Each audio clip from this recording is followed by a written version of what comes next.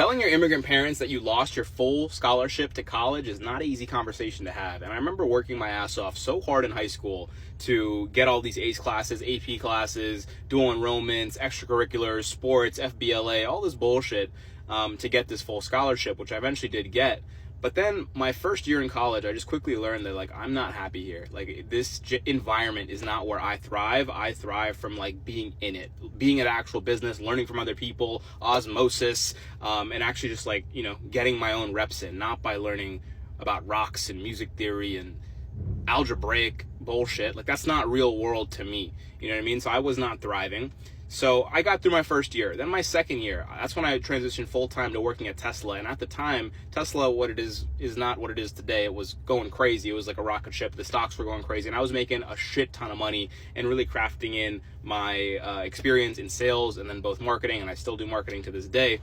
And that is when I went part-time in school, because I was like, I'm making so much money now. Like, every moment that I'm not at that job and I'm at school, I am losing out on so much money and opportunity and experiences.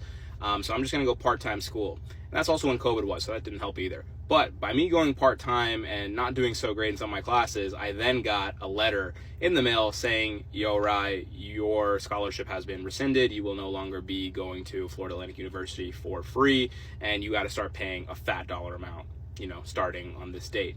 And I was so scared. I was like, I knew in my head college wasn't for me, and I did end up dropping out eventually. But at the time, I was like, okay, I fucked everything up. I ruined everything. My parents are going to be so disappointed in me.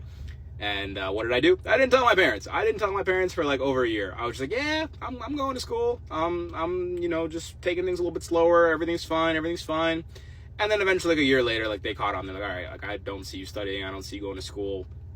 What's going on?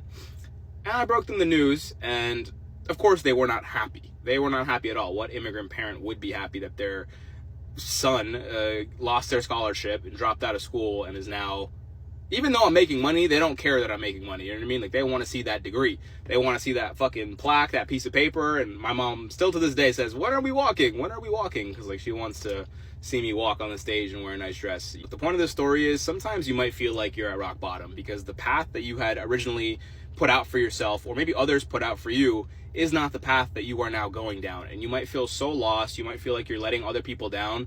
But I promise you, do what feels right to you. Do what you are passionate about. Do what makes sense in the moment for you. Forget everybody else. And I know that's so much easier said than done when you have so many external pressures from other people, especially, you know, your parents.